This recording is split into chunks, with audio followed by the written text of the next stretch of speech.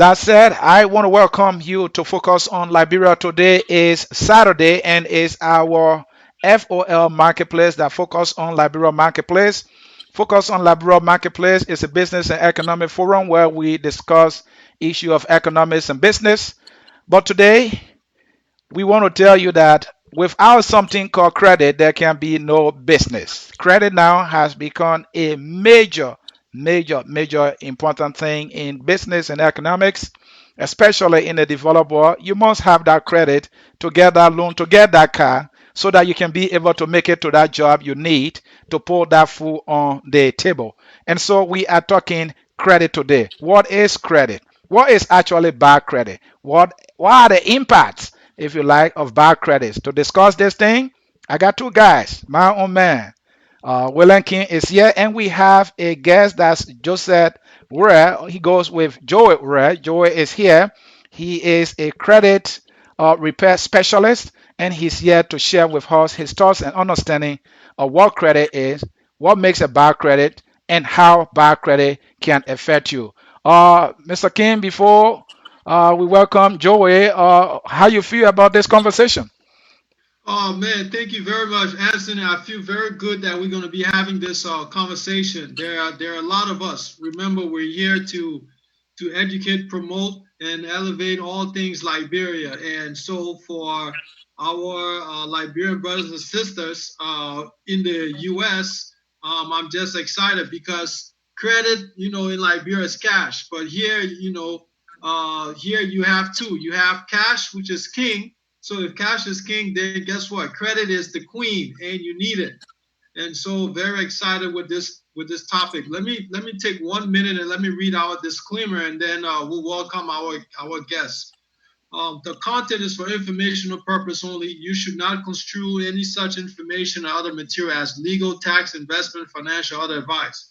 Nothing contained on our media or written documents constitute a solicitation, recommendation, endorsement, or offer by Focus on Liberia or any third party service provider to buy or sell any securities or other financial instrument in this or in another jurisdiction in which such media may be shared. All content on this site is information of a general nature and does not address the circumstances of any particular individual or entity.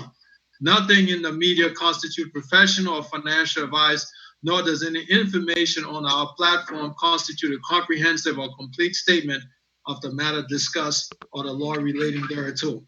So, with that being said, I know it's a mouthful, but we had to do our disclaimer. And now we're gonna welcome our guests. So, Joseph, where? But Yes, you go sir. by Joey and you go by Joe Games. I see that. So you're a man of many names and many talents, and I'm sure we'll get to know more about that. But we're here to discuss credit. So tell us a little bit about you and where you're from, a little bit about your Liberia background, and share with us how you got into this whole credit thing. Well, again, I'm Joseph Ray, from Atlanta, Georgia, and relocated to Minneapolis, Minnesota. Credit came about in the most unexpected way for me.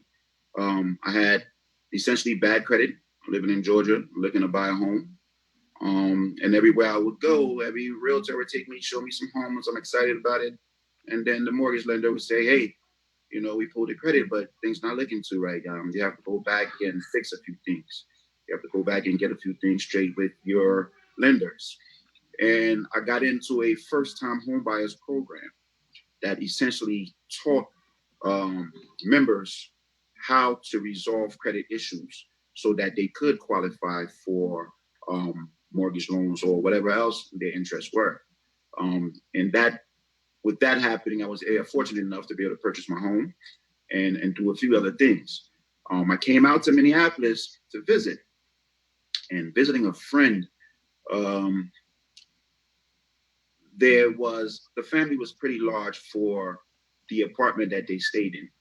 And so they had just received a notice of being over the occupancy limit for the apartment. So if you're in a 2-bedroom apartment, maybe about 4 people could stay in there, but more than 4, then you have to go to the 3-bedroom apartment, which they couldn't afford. And so based on that, the mother was pretty, down. And so I told her, I said, well, have you thought about maybe getting a home? And she's like, well, my credit's not good enough and I can't afford the 3-bedroom apartment. So basically, we're catch 22. And based on this situation, okay, I see calls are coming in. I hope it didn't interrupt us. But based on this catch 22 that they found themselves, I volunteered to help, the mother to look at their credit and see what I can do for them, just to assist them. And in the process, she started basically to advertise the results, to her friends and people in Minneapolis.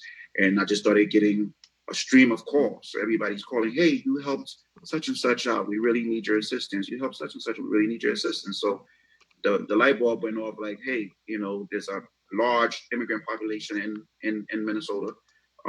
Throughout the Twin Cities, you have about 70,000 Somalians, you have over 45,000 Liberians, Sudanese, and what have you, Hmong. So based on that, I realized there's a serious need for that information and for the assistance. So I got into the business, established it, and since 2009, I would say we've been doing credit. Wow. That is good information there. Thank you for providing that. So Yeah, yeah. before we get started, I want to know what is credit. Let's get our Credit head around it. What is credit? When people say credit, what is it? credit in the simplest forms is just a contract. It's a contract where a borrower, receives something of value, and agrees to pay the lender at a future date, usually with some form of interest. That is credit in a nutshell. But when we speak of credit, we're talking about the assortment of contracts that you have that has been put in one place, basically, that can be viewed in by a tool called a credit report. So basically, we're looking at all of your contracts that you may or may not have, and then based off of those contracts, you are deemed either credit worthy or not by what is called credit score. So when we speak of credit in a nutshell, that's what it is. Okay. I mean, do you have take a step back when you said an assortment of contracts, right? Um, I always hear about three C's. How does that three C's? What is the three C's and what does that look like when I approach you for the first contract? It's a bucket, but how do I get the first bucket? What does that look like? Well, it's again, everything is about credit worthiness. So Okay. if you approach any lender for credit, the first thing they need to do is to make sure that you will qualify. And doing that, that's why everybody will ask you, oh, we need to run your social. Your social essentially is where we go to see where your assortment of contracts are. Once we pull that credit report with the social, we're able to look at it and say, hey, this is a guy that's either credit worthy based on his history of payments. He's been doing great here with these lenders, and so we can take that risk. Or um, he doesn't seem to be good or doesn't have a history of good payments. And so based on that, we don't want to take the risk. So it's basically that simple. Well, shouldn't I have like a character idea about that? I mean, Mm-hmm. shouldn't my competent like, hey man, I make a lot of good money. Mm-hmm. Look, okay, I just want to buy a car. It's a 10 Mm-hmm. grand car. I make 40 grand a year, 50 grand a Mm-hmm. year. I Mm-hmm. mean, why are you making it so challenging for I mean, it's just a 10 grand car. Why do I Mm-hmm. have to have something my character come in question there? Why is that important? Well, if it's just a 10 grand car, then why not just take the 10 grand and purchase it? You're using it's just a 10 grand car, but you're using someone else's money. So whenever it comes to you borrowing, every lender is going to be able to, every lender is going to want to take that, do that due diligence to make sure that whatever they're giving out, they're going to get back, they're going to get their return with the interest. So how do I know that you're credit worthy? How do I know that that 10,000 is something that you are able to afford, I have to do my due diligence and do my background check, which is how, there's pulling a credit report. So once we pull that credit report, we're able to see that, hey, this guy can make that payment because there's a history of having other accounts on here that they were able to make that payment. So basically, it's you trying to mitigate your risk, or a lender trying to mitigate their risk. Is looking at it and say, hey, we can. He's been doing it with others, so more than likely he may do it for us in terms of paying us back. So you're actually taking my and your security number. What does that? Where does it come from? And also, who are the big players that have this data on me? Okay. Who are they? Is it fair? Who are they? Yeah. Well, it's the federal government, of course. The social is assigned basically to every individual. Immigrant, non-immigrant? Immigrant, non-immigrant. Well, immigrants. Okay. Every immigrant and citizens will have a social. And basically what it says is this person is here, they're allowed to work in the United States. Based on the fact that they work in the United States, certain what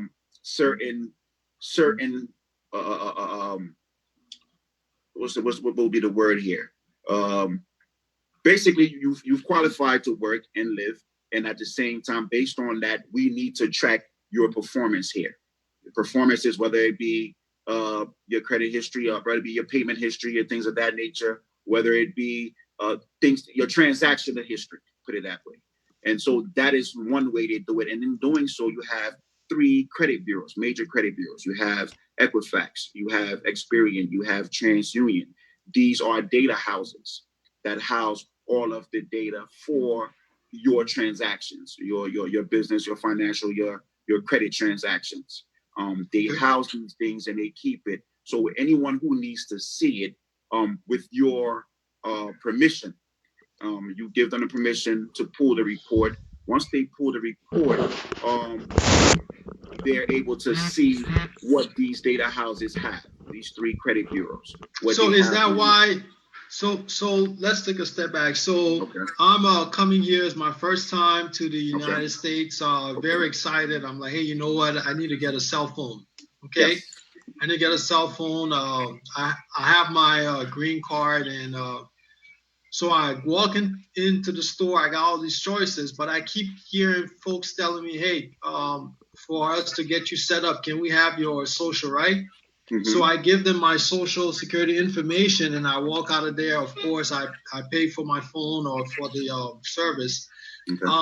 And I'm not really thinking about this, right? But it seems like every month that monthly payment kind of gets noted on this account. Is that where we start the performance right away? So whether I want to or not, does it, and that's like a choice. That's how you're creating your transactional history. That is stored with these credit houses or these credit bureaus. Basically, you go in, we assess the risk based off this credit report that we pull.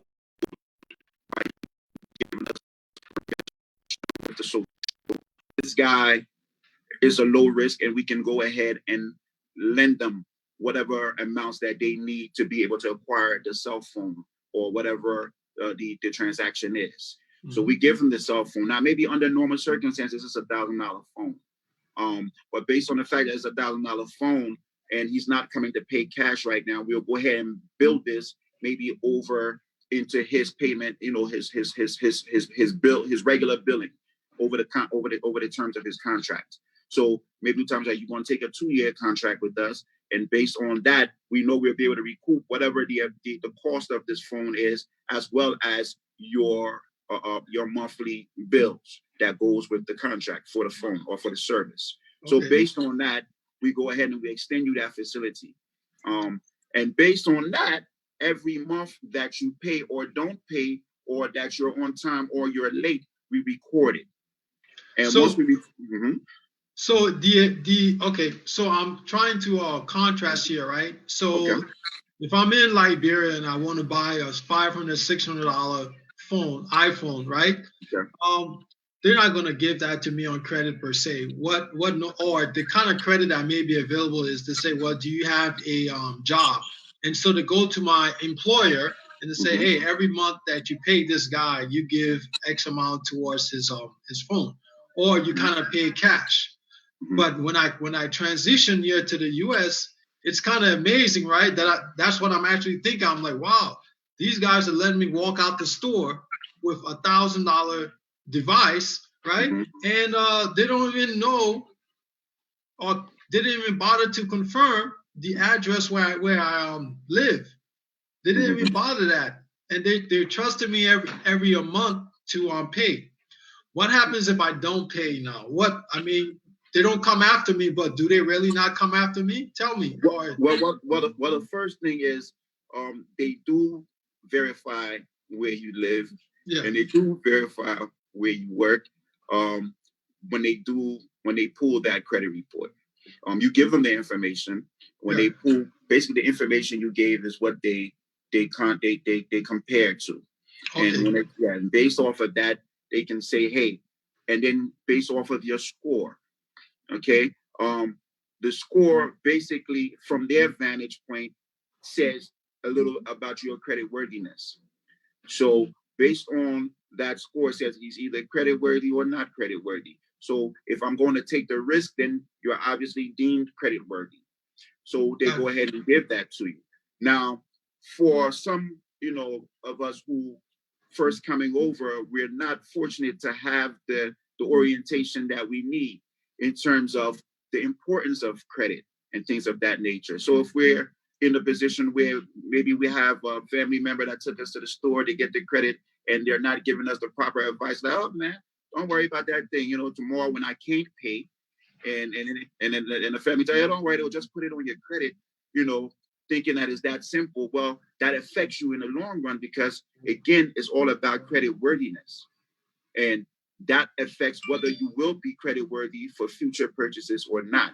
And so that's something that we see pretty common all around where we find a lot of our people caught up or not able to make substantial purchases, in terms of trying to get a home and trying to maybe get a vehicle and things of that nature because they messed up their credit worthiness over a cell phone or over something as trivial as, a store charge card or something like that. So So that's so something.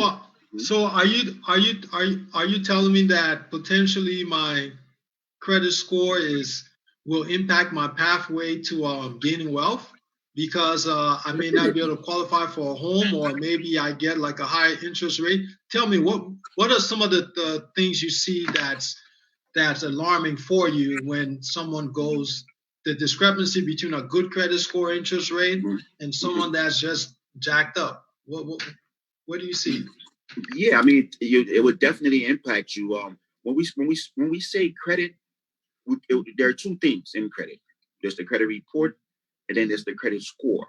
So the report again basically is an assortment of all of your contracts, what you've been doing with whomever, and Okay. how has how have those transactions been? Have they been favorable? Have they not? Then based on that, you are assessed a credit score that says based off of your transaction history, you are either good or not in terms of where your score may fall, whether it's 350 or whether it's 800. You know, you are, you are just a gauge. So wherever you fall, and what we seem to find is anything 650 or below will say, well, if to a lender, it means that you're not credit worthy. So they will not bother to extend that facility to you. So it would definitely impact you because once you're trying to make, any kind of serious move, if maybe you're trying to get a loan, maybe you want to do a business and you don't have the cash, maybe you need a reliable vehicle to get you to and from work and you have a good distance to travel. So you need something that will get you there and that you will not have a headache of trying to run to the shop or buying a lemon or run into the shop every week to fix something and be a money pit. So in order to walk onto that lot and get a vehicle that's reliable, you need to be credit worthy. And if you've messed up your credit worthiness based on a store charge card or based on a cell phone that you took, years back, and now all of a sudden your score is sitting at a 400 and something, and nobody will extend you any kind of credit facility, it would definitely impact, your future finances and things that you want to do. So go ahead, Anthony.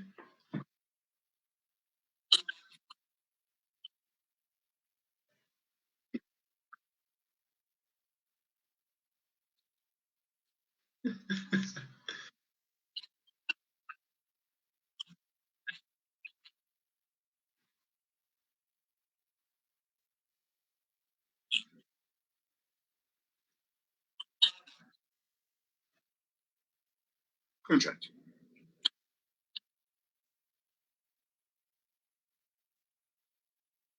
Mm-hmm. Okay. Got you.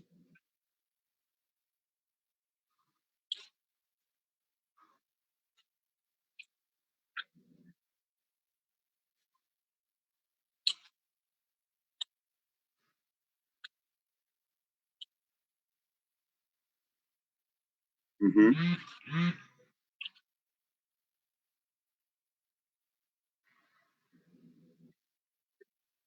Yeah. So when I define credit, from our experience, the first thing I said was, in a nutshell or in the simplest form, it's a contract. It's a contract where a borrower receives something of value from a lender.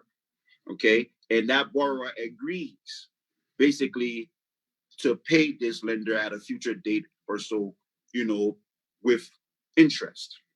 Okay, so in a nutshell, that's what it is. But when we speak of credit, it's not one contract, it's an assortment of all contracts that you may or may not have, that is contained by data houses and manifest in the credit reports. So that report shows all of your contracts that you may or may not have had.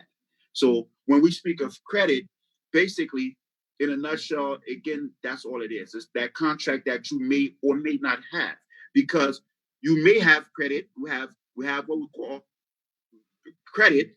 We have bad credit. Then we have no credit. You see, so no credit is just as bad as bad credit, because you have not deemed worthy, because nobody has taken that risk with you to extend you a contract. So I hope I was able to address it, Mr. Fear. Okay.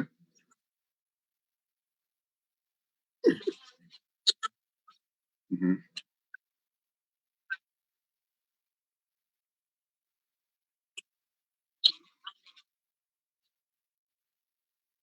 Okay.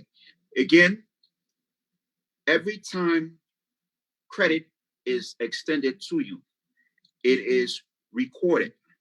It is reported by the lender and is recorded by the credit bureaus. So based on the terms of that contract, every 30 days or so, it is recorded. So, for example, I purchased a, a vehicle from a lot, and that vehicle costs X amount of dollars. And that X amount of dollars is broken up over payment terms. So maybe they come down and say, for 3 years, it's 36 months, you're going to pay X amount of dollars back to us, with interest, monthly. So every month that I make that payment, it is reported to the credit bureaus, and those credit bureaus record that payment history to tell me, it is to say whether this person is complying with the terms of the contract or not. Now, if I'm not complying by the terms of the contract, meaning I'm supposed to pay $300 every month, but I'm not paying. This month I missed. That is reported that he didn't pay us this month.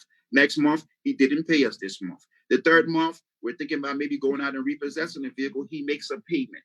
Okay, now he's back on track, we think. But in the next month, he's off again. So now it's showing that this person is inconsistent.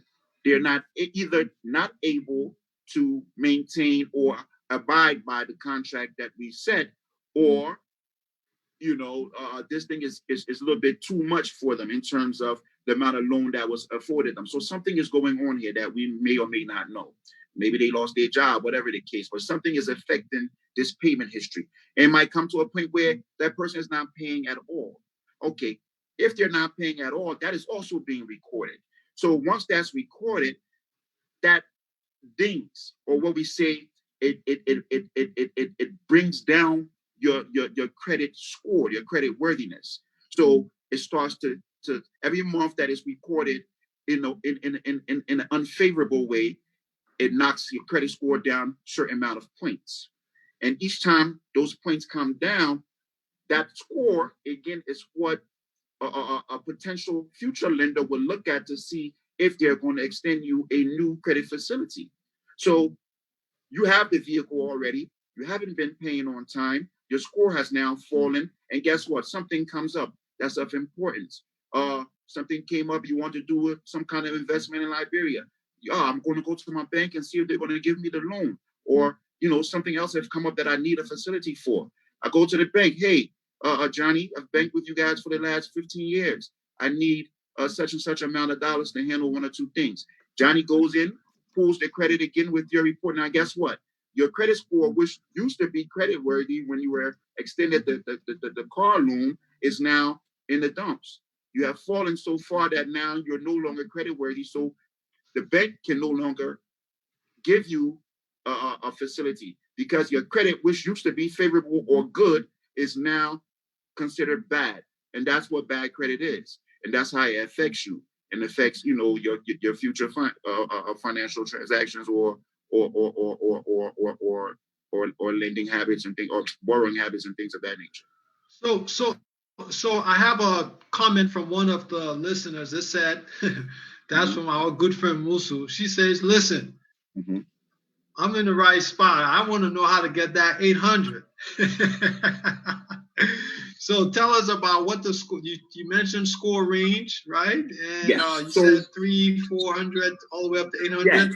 So she wants to know how to get that 800. Does it matter? Is it a big difference between 750 and 800? She's already at 750? Maybe. I'm assuming she said she want to get to 800. So why would you say that if you're not already close? All right. The thing about credit, or tell us, does that even matter? If you say, hey, look, you got 717, you're good. I would tell you, once you are above a 670, that means if I'm looking at it from you're above, that means you are no longer fair. You're considered now good. You're going up into the favorable range. So once you're about that 670, of course you want to be at least in the 700s to be able to be at ease, where based on other variables, most people will not deny you anything. And that's the whole point. You want to be in that place where you are assessed to be of good, a transactional character that, whatever it is that you're requesting for, you will be able to get. Thank you. In terms of that. No, Joey, I want to talk about second chances. Second chances, you mentioned variables, right? Okay. And the second chance. But before I get into those second chances and variable, what I want to ask you is this. Somebody comes to you and said, look, man, this thing is, I am just beyond redemption. I've just given up. My score is at 420, man. I'm just giving up. I got cell phone, I got electricity bill, I got a car that was repossessed. I had a girlfriend who bought some stuff on my credit. I'm not paying. But, they just feel so beaten down. I'm assuming that's when they come and call you because they're like, hey, now I want to live a better life. I can't get an apartment, right? And I just need to get moving. What does that look like at the first step? What's the worst scenarios? What are some worst things that have happened that you've seen that you've helped? I mean, some of the most extreme, and I mean, there's really no. Okay, I see. Are we good? Some form of interference on my side. I'm seeing a. Okay, I thought I had some form of interference. Okay, everyone still there?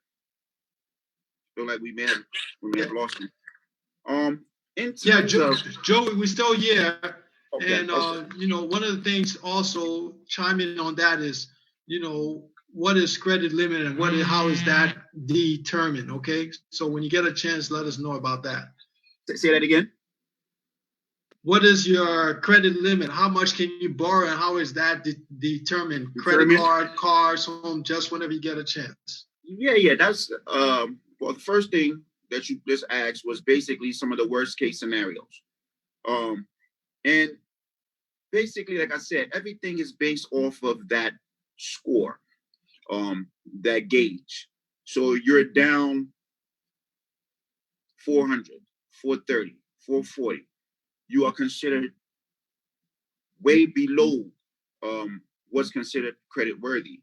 So of course you're not going to be able to get anything. But it doesn't matter the amount of trade lines that I have on there and whether they are positive or not. And when I say trade lines, I'm talking about the different accounts or your different contracts that are on the report or that are reported on the report. So it doesn't matter the amount, because I can have one account that I've not done well with, and that one account can still put me in unfavorable borrowing category as me having another 10 accounts where I may have a mortgage or a car note or what have you, and have done bad with them as well, and puts me down in that same situation. Then again, I may have one account that I've been doing well with. Maybe I'm new to credit. I came in, I was able to get a car, it was favorable. I paid off my vehicle now, and now one account has put me in a very good place in terms of being able to borrow again. And somebody with multiple accounts and more credit history could be in a far worse situation. So it's not based on the accounts that you have, but from our side, what we consider tough are things like foreclosure or repossessions and things of that nature. Those are a little difficult to deal with because you're dealing with a lot of money. And once you have a lot of money out there, a bank is not trying to forego, $100,000 debt so easily. Or the car, you see it most of the time with cars and repos or repossessions. They may come in and you can no longer pay for a vehicle on a contract that was maybe initially $16,000 that they've come and taken from you, and they'll probably write you about 3 months later and say, "Hey, that vehicle that was $16,000, we sold it for about $8,000. So now you still owe us $8,000." So on your credit report, that reflects as you still have an open car loan. So now you're in a bad spot because you don't have a vehicle. You need to get a vehicle. How do you get a vehicle? Anywhere else you go, they'll say you still have an open car loan. So we cannot extend you, a facility for a new car loan because you either need to handle that one or do something, drastic and maybe go to a buy here, pay here or whatever and pay in higher interest. So when it comes to the worst case scenarios, it doesn't matter. It's basically what that score says, not basically the amount of trade lines or the different types of accounts. Okay, just in my experiences, is those kind of trade lines that are more difficult in dealing with. Okay, so when I have that, right, I'm saying, okay, man, my score was already bad, or maybe my score is 650, okay? Maybe it's 650, okay? And I'm like, okay, I'm ready to buy a car. I just came out of this bad situation. Joey fixed it for me. Now I'm at 650, right? Okay. So I go there, I go to one car lot. I say, hey, I want to get this car. Joey told me to go try a credit union. Now I'm like, okay, this guy ran my credit and the other car ran my credit. And I'm afraid that, or, what happens? Does running too much credit negative impact my score? Tell me. Definitely. Every time you go out and credit, you give your permission for a lender to pull your credit report, it drops your score a few points. And then it doesn't look, for example, in a short period of time, you went across the road, you saw a car that you may like, you pulled the credit. Maybe they're still thinking about it, and then you go across the road to the other side and say, well, since they wasted time, let's try this other place. And then they pull the credit. Well, it doesn't look good to lenders, because when they pull the credit, they see that you were just across the road, and John Brown didn't pull. John Brown also pulled your credit. So then they know, and that they're in the same vertical as another car lot. So once I see that you just went to another car lot there, another car lot there, I'm looking at it. Well, then they obviously didn't approve the loan, because you came to me. And if you came to me, now I'm looking at it. Well, if they didn't approve, maybe it was something that they saw there that that you're not worthy enough to extend that facility. So now why should I go ahead and extend it? So you just made it that much difficult for me to make a decision in your favor. So it doesn't look good, because every time you go and you pull that credit, it drops your score. It's called an inquiry. So every time somebody does an inquiry on you, or a lender does an inquiry on you, it drops that score. And if I'm just doing one inquiry for a facility and I get the facility, then it doesn't matter, because that was my aim. And over time, that's going to get built, because that facility is going to be reported based on my transaction history. Whether it's if I'm paying, no, is that fair from Isaac? Because obviously I gotta shop around, right? Is that fair? I mean, how long should I then wait? Is that like a hard inquiry? I should wait 3 months? Or shopping around doesn't mean you just going to have everybody pull your credit. Shopping around means I go and I look and I find something I like, and I find something that's in my price range, because once they pull my credit once, I already know what my score is. But do they give it to you? They don't give it to you. Most times they don't, but while you're there, you know why it was denied. Then you can now turn around and say, if I was denied, I can contact the bureaus and say, hey, my credit report was pulled and I was denied. I need to know why. Then you're entitled to a report. Now, Joey, we talk about car dealers, okay. and I think we got to stick in this space for a while, because you have that experience where you go to the Ford there, right? They said they run your credit. They said, okay, what are you denied? Or they say, you know what, we got you, but here's your interest rate. Then you go across the street to the Honda, and the Honda guy doesn't trust you. He said, hey, you know what? I think I can beat that. I want to run your credit. Now, what is something that you can tell to folks? Is it that you go to a neutral party first? Tell us, is it, and then you have a copy from a credit union, or can you pull your credit and have it in your hand at least and show it? So that you're not doing that. That is something you can definitely do. Okay. Being if the lender trusts you, and for most part, if I'm going to be shopping, I can take that with me as I'm discussing with the salespeople and say, hey, you want to pull it? No, but I've just pulled it. This is what I got.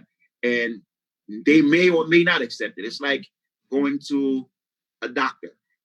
I went to the doctor across the road. The doctor gave me his opinion. The doctor ran some tests. Then I go to the other doctor because I want a second opinion. He's not going to go off of the results of the previous doctor. More like he's going to run his own tests to come up with his own conclusion. So the same thing with credit. So if I come across, is the report you bringing me, has it been doctored, in your favor? I don't know this. I just know you have a report in hand. You say your credit score is 650, or you say your credit score is 790, or whatever the case. I see the document that says it's 790, but maybe there's a company policy that says I must run it for myself. So you don't know what their company policy is. So more than likely, I mean, if I'm giving out a substantial amount of money, I want to be the one that I want to check and verify. Thank you. Yes, it is. Thank you very much, Joey. That is some good insight. Ladies and gentlemen, we're talking about bad credit. We're talking about credit. We're talking about the fact that, hey, cash is king, but credit is queen. So we have our phone lines open. Call us 605-313-6004. 605-313-6004. And the code is 791403. So please you can please send in some comments, or if you have any questions, and we continue with Anthony on this, and also Joey, please. Now, now tell me something. Second chance variables. What I mean by that is that, are there ever any chances or opportunities where the qualifications for certain things get lowered to meet your credit score? Maybe a 600. Maybe, I mean, tell us about those second chances. Right now we have COVID-19. Will it be speculatory to think that lenders and so forth will want to keep the buy high, because they have to make money too? If they can't lend money, then, I mean, tell me. Well, if it comes to speculation, which I've been speculating a great deal myself, based off of the current, climate that we have with COVID-19, we don't know how long this thing is going to go, and we pray that it ends in good time. I'm looking maybe in the next eight months or so that we have some form of normalcy. But in my mind, and based off of my own speculation, that if we are at anything that resembles normalcy in the next 8 months or so, is going to be a buyer's market, meaning all of our lenders and our sellers and things of that nature are within serious constraints right now. Nobody is spending a great deal on anything because nobody knows how long this thing is going to go. I'm not going to run out and buy or make a big purchase right now when I may need to hold on and need the funds to hold me and my family over for a great deal of time. But once we get to that point, you got homes that are sitting unoccupied. You got vehicles that are sitting on the lots. So you have businesses, you have all these people that are under great strain, and yet they have to maintain all of these things. Look at the go to retail. See, when they tell you there's a new state or a state has opened up, and it's okay now for people to come out, and it's okay for retail stores to open. What happens? Those retail stores still have maybe winter inventory that they never got over. They still have spring inventory that is in there now that they never got over. And we're going into the summertime. So guess what? They have to start finding a way to offset all of this. So it's going to be some great deal of slashing. Hey, 50% here off, 60% here off, because they don't want to take a total loss. Okay, so it's going to be a buyer's market. If you're just looking at that trend and you're looking out the market, looking out for the near future, people who want to buy homes. If your credit is in great shape at that time, you will be able to take great advantage of these things because, of course, you will see a good slashing in pricing because sellers want to get things off. You see lenders finding creative ways to improve people, but I'm not still going to go ahead and give it to somebody that's unworthy. And that's really that is straight what we call predatory lending. I'm looking at the fact that you can't pay, and I'm going to find a way to lock you in and give it to you to the point that you're going to be stuck tomorrow. And I'm going to be able to make a great deal of funds off of you because of the fact that I know you can't afford and things of that nature. Well, it seems like you're touching some key things. Let me read some of the comments, okay?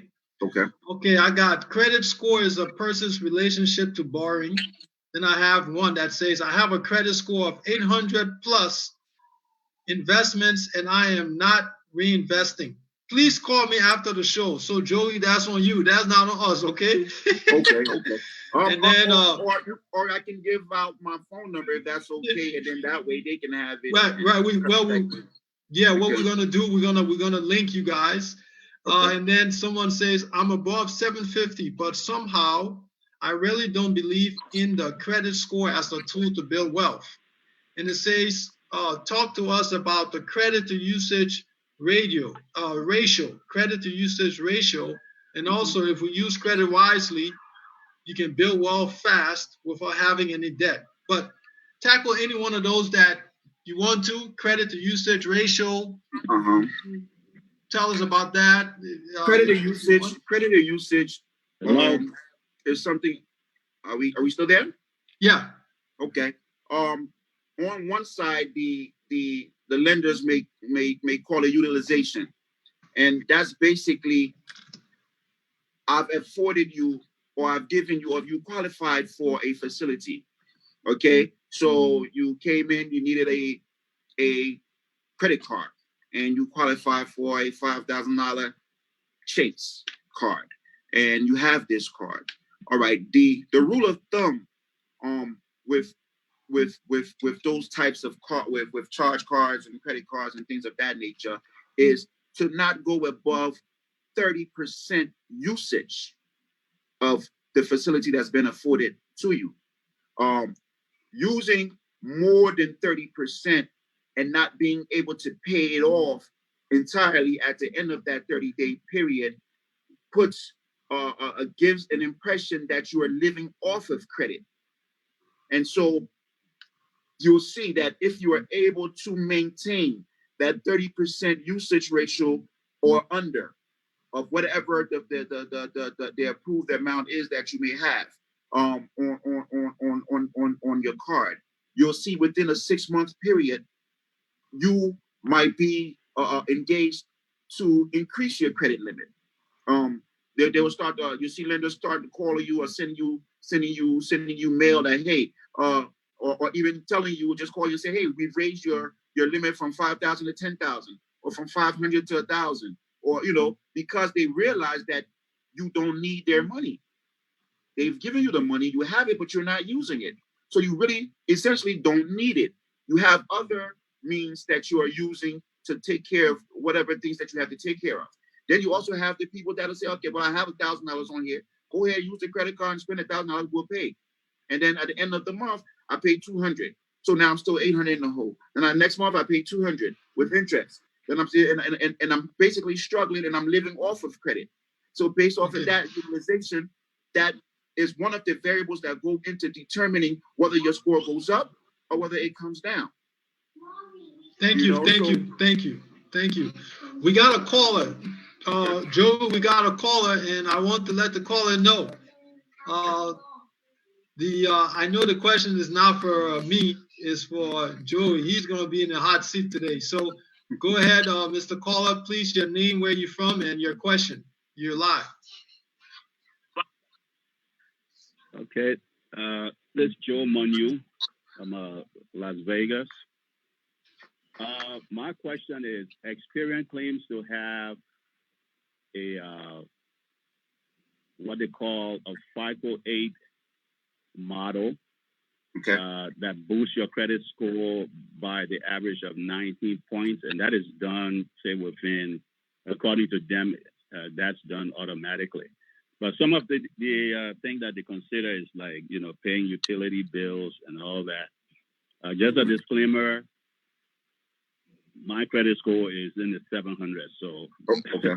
I appreciate, your counsel and all that. And I think it's a very, very good topic, because most Liberians, especially the ones that are just coming in to the States, they don't realize how mission critical a credit score is. And they go into all these little boring traps. So I really appreciate it. So if you could tell me what, this Experian FICO score boost is all about, and is it real? Because they're talking about, on the average, people that use their service see a boost of about 19 points to the credit score. Some of the credit bureaus have been finding creative ways to get clientele for different things, whether it's credit monitoring, or things of that nature. Almost every credit bureau now has some form of credit monitoring tool or some form of credit monitoring process in which they want to get clientele for, where you pay for it on a monthly basis and things of that nature. With Experian, they may have, and then a few of them have their own, what they call a Vantage score, which is not necessarily the FICO, it's their own score, or their own way of looking at it. But guess what? That Experian score or TransUnion score or Equifax score that is not the FICO, which is not the if it's not the standard and it's their own, that shouldn't and can't legally be used to deem your credit worthiness. There was a few years back when it was used by one or two of those bureaus, and they had to pay a hell of a lot of money. Okay, they were sued by the federal government and had to pay, a great deal of money. What they may be able to do is, hey, because most times when you're paying utility bills, those things don't get reported on your credit. You have maybe four different types of credit. You have your revolving credit, you have your installment credit, you have your charge cards, and stuff of that nature.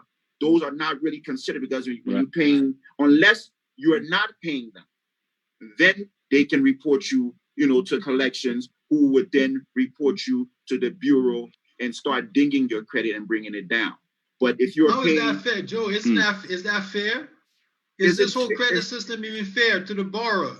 Well, that's why you have their laws there to protect borrowers. You have your Fair Credit Reporting Act.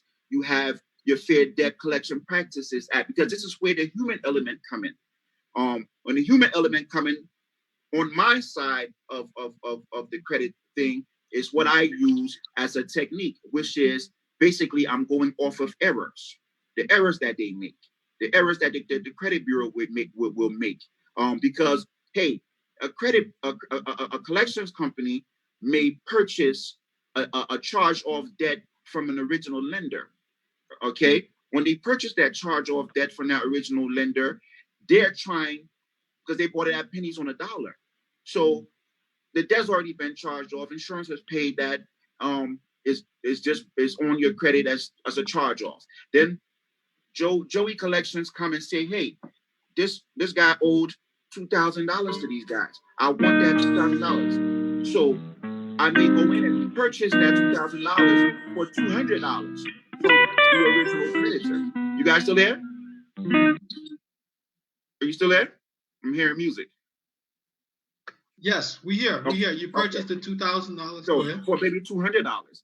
Then I go ahead and I have my collections guys to call this lender and use some different tactics to try to impress upon him to go ahead and pay that $2,000 debt that he remembers that he has. So sometimes he doesn't know who's calling him. That's why you see now it's mandatory by law for them to announce that this call is from a debt collector. They will not and no longer saying, oh, this is John Brown calling on behalf of Chase. You had a 2000. You understand? It's a big difference there. I'm calling on behalf of Chase or calling as a debt collector. As a debt collector, more than likely, John Brown doesn't have a contract with the debt collector. I may have had a contract with Chase, but not with the debt collector. And the debt collector is eager to try any kind of tactic to collect this because he gets paid a commission on how much he brings in. So now, Joe, I want to say sometimes can they actually say, hi, this is such and such credit collector. This is such and such a debt collector. I'm calling about the American Express debt. Now, but are they trying to use that to kind of trick you when they say it in that way?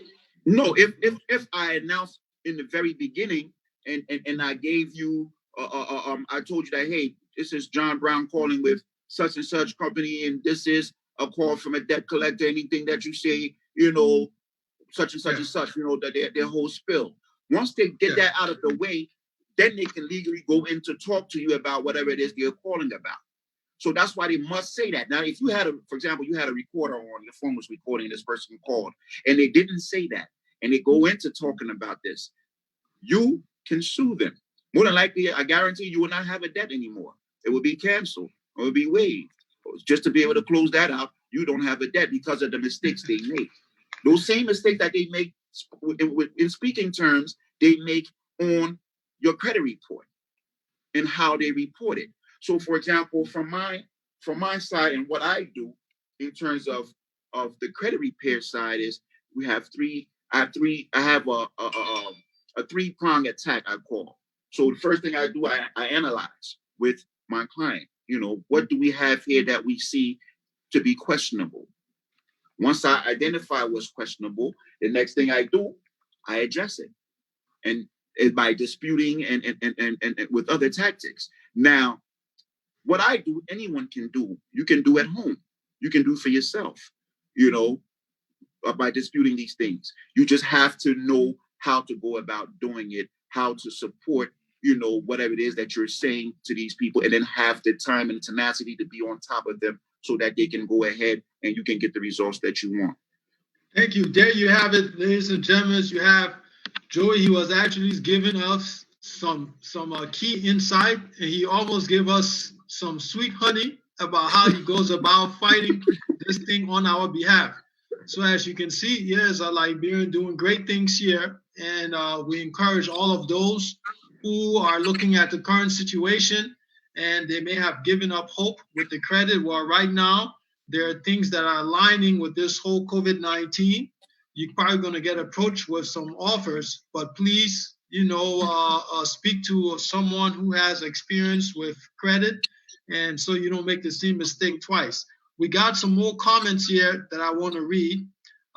So this one says about to refinance your loan with 620 credit score. Doesn't know what that means. And then another one said, decided to start my REI. I'm assuming it's real estate investment with cash only without using a lender. Well, that's a real good person who's well off. Very powerful. River Says Pro says this: the whole credit thing is a ripoff. It is so easy to destroy, but hard to build. And he says, too hard to build, but easy to collapse. Then Musu says, genuine debt collectors will always write you first, talking about major lenders. Ladies and gentlemen, so yeah, we have it. We have Joseph Ware, who's here, and he's talking about credit, bad credit, good credit. We're going to be wrapping up in 10 minutes. But if you have questions and so forth, please, definitely this is someone that you can contact. He goes to war for you.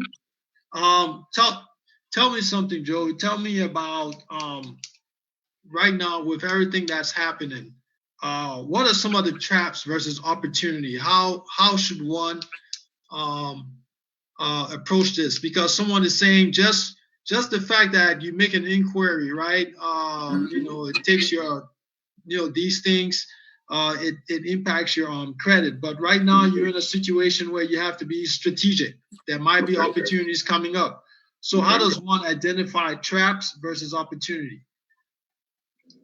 Well, the thing about it is, as a consumer, do I guess, hey, now I can buy the car, interest rate, I'm happy to get a 10%. Before I couldn't get nothing.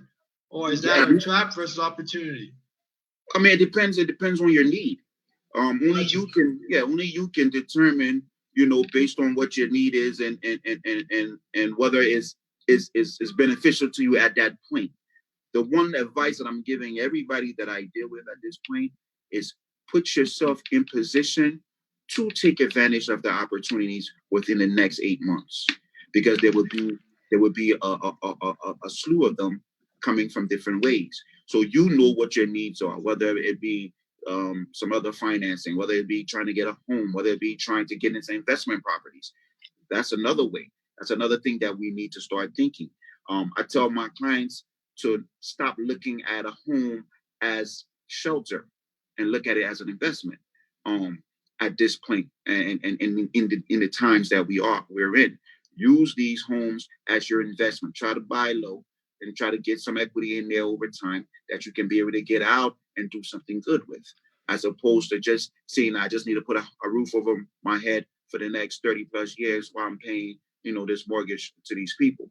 You have to think beyond. I mean, my grandmother may have thought that way, or my mother may have thought that way, but that doesn't mean we have to think this way in this time. So start seeing these things as investment opportunities so that we can then play the game. You cannot play the game unless you can get into the game. You can't get into the game with bad credit. You can't get into the game with questionable credit. You have to put these things in play, get yourself ready for those opportunities, so that when they come and somebody down the road is selling a decent property for something pretty low, you jump in, you buy it, you flip it, and you get into the game, and you start to play the game the way it ought to be played. We too need to be a part of that. you know, as an immigrant population living in the United States. So I tell all my, like I said, I tell all my clients, get right now with your credit. You can do it at home. If you need to employ a company, there's tons of companies out there that's willing to assist. You go with whoever that you're comfortable with, and you get yourself right so that you can get in the game. Thank you very much. Let No me problem. get my stuff reacquainted here. Okay, so I think that was pretty good. Now, Joey, for those who would say, hey, is it federal? Can I work with somebody? I'm in California, or can I work with somebody? I'm in New York. Tell us, are you able to work with anyone, or it has to be in a specific state? No, I mean I work with. Tell us about your profession. How does it? Is it licensed, word of mouth? What are some of the things that are out there? It's there's no limit to who you can Okay. work with. It's not regulated by anybody that restricts you maybe to a state or anything of that nature. No. And then now with COVID-19 going on, I'm doing a lot of virtual stuff. I try not to take too many in-person meetings. Too many in-person meetings. So I'm doing a lot of virtual calls. I mean, the calls are out there. The website is out there. You can contact me directly. My numbers are out there. 612-479-1728. You can contact me directly if you have questions. I do free assessments. So basically, just look at your credit, see where it is, and find out what your goals are, what you're trying to accomplish, and then I work with anyone across the globe. Well, for the most part, across the United States. Yeah. You got let me read you some of the last comments, and then after that, after you answer them, then we're gonna do a round table to kind of wrap up. But I have River says Pro. Okay, he's back. He says how long does it take a bankruptcy to come off your credit? And then also he says someone says they are reading their credit report from their bank accounts for free. So maybe you can share some light on. I know some credit cards have credit report, but how accurate are those? And then someone says we need to assume risk if we are to build wealth. It's not free. And he says, yeah. So, someone is asking you to post your website. Okay. So, yeah. Yeah. Unfortunately, I'm not controlling the. What's the website? There. All right. It's www.synergycredit.org. They're doing some maintenance right now, but that is the URL. www.synergy credit.org. And okay. My contact again is 612-479-1728. The company is Synergy Credit Solutions, and we're out in Minneapolis, Brooklyn Park to be specific.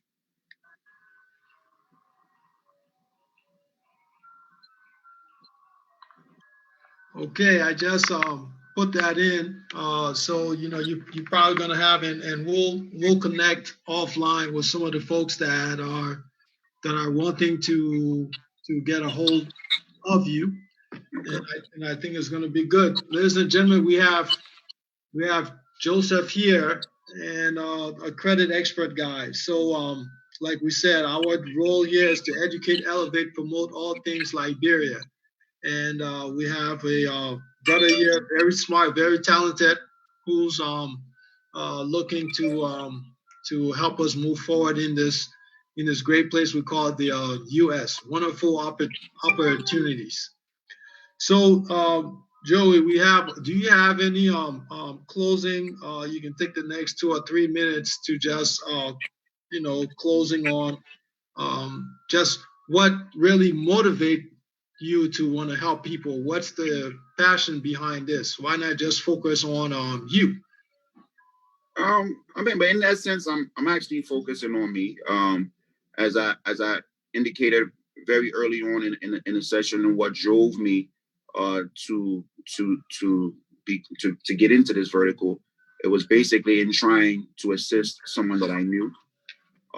But in doing so, I also realized that it was a great business opportunity. Being in a high immigrant uh, uh, uh, uh, uh, um, populace, or having high immigrant populations around me in the state of Minnesota. Um, it was an opportunity to be able to grow myself, grow my business, at the same time help my people, to be able to understand the impact of having good credit. So right now, you see there's a serious trend right now. At a certain point, maybe about 10 years ago, the Somalians were not restricted, but they kept themselves in in the heart of the city, in the heart of Minneapolis and St. Paul.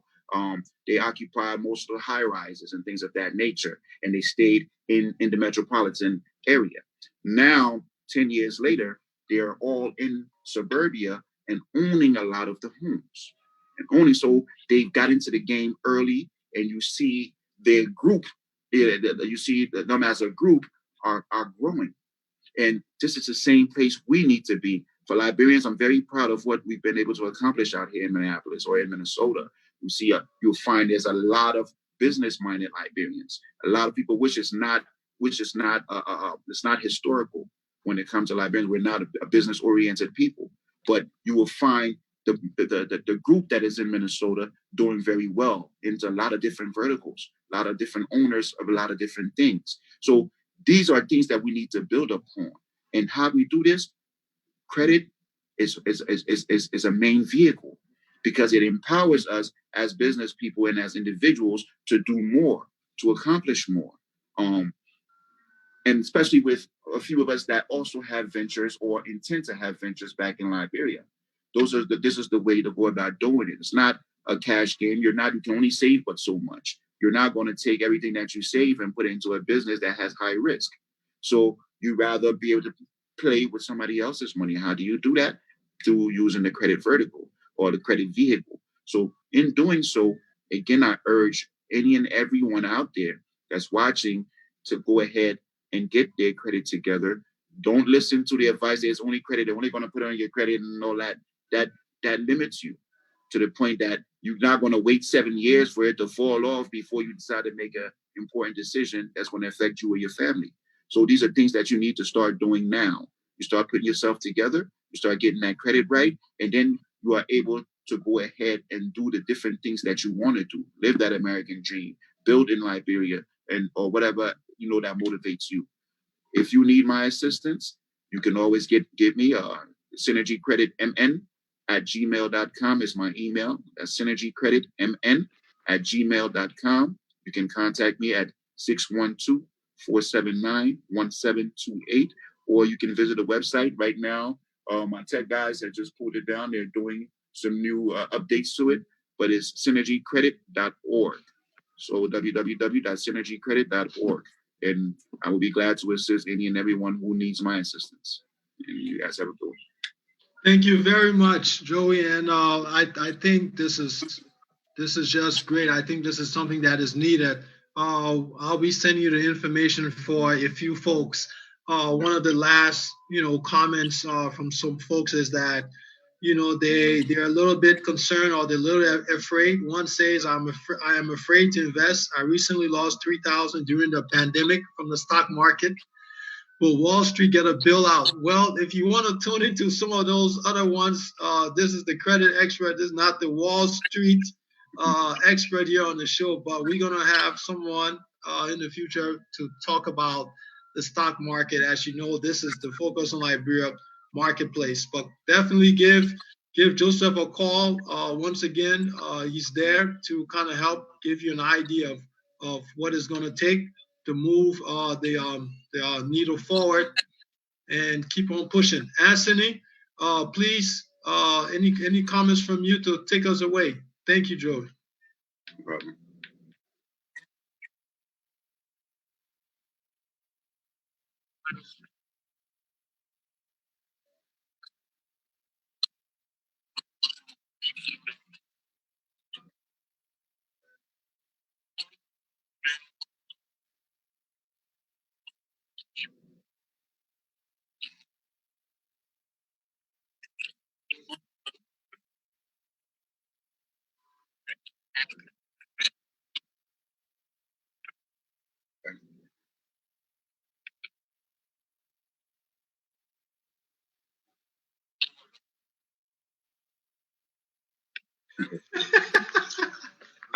I would love to be back. No,